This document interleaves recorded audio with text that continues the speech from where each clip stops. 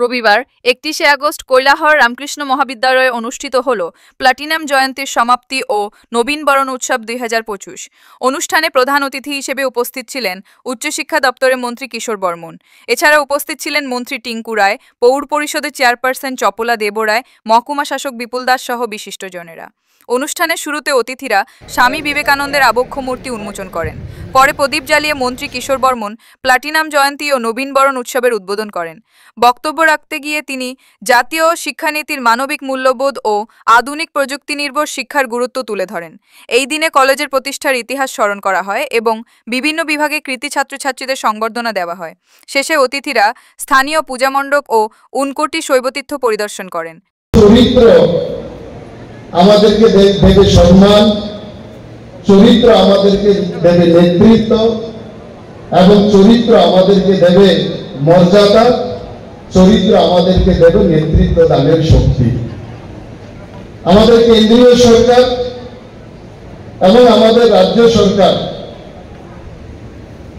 বর্তমানে যে জাতীয় শিক্ষানীতি আমাদের মাঝে নিয়ে এসেছেন, সেই জাতীয় শিক্ষানীতিতে ঠাকুর রামকৃষ্ণ পরমহংসদেব এবং তার যোগ্য শিষ্য, যার মূর্তি আবক্ষ মূর্তি আজকে আমরা এখানে উন্মোচন করলাম, স্বামী বিবেকানন্দের যে আদর্শিত পথ এবং তাদের যে শিক্ষা চিন্তা, সেই শিক্ষা চিন্তাকে অবলম্বন করে আমাদের দেশে 34 বছর পর আমাদের এই জাতীয় শিক্ষানীতি আমাদের দেশে নিয়ে আসা হয়েছে।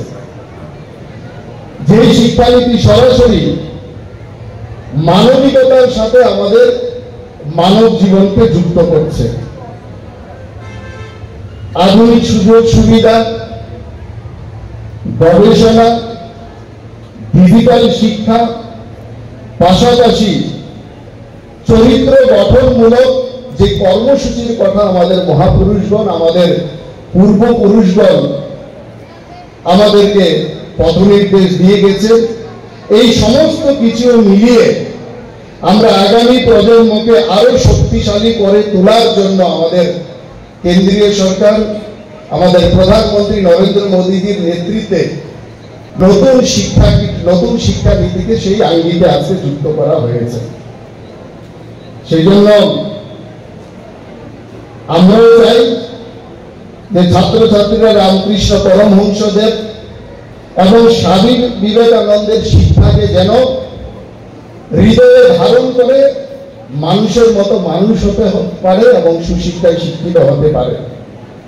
রামকৃষ্ণ পরমহংসদেব আমাদের উনি একটা বিখ্যাত উক্তিকে বলেছেন, যেটা পরবর্তী সময়ে আমরা স্বামী বিবেকানন্দের মুখ থেকেও শিক্ষা বিষয়ে আমরা শুনেছি।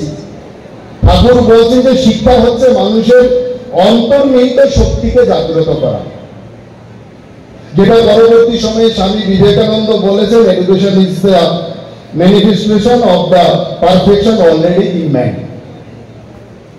আবার স্বামী বিবেকানন্দ পরবর্তীতে শিক্ষা সম্পর্কে আরো বলেছিলেন যে আমরা চাই শিক্ষিত যুবক যুবতী, এমন যুবক যুবতী যাদের বুক হবে ইস্পাতের মতো শক্ত, মস্তিষ্ক হবে বিজ্ঞান সমৃদ্ধ, আর হৃদয় হবে সহানুভূতিতে পরিপূর্ণ। সেইটাই আমাদের মানুষের মধ্যে যে অন্তর্নিহিত শক্তি, সেই অন্তর্নিহিত শক্তিকে বহিঃপ্রকাশ ঘটানোর জন্য আমাদের জাতীয় শিক্ষা নীতিতে সমস্ত ধরনের প্রাবধান আমাদের রাখা হয়েছে।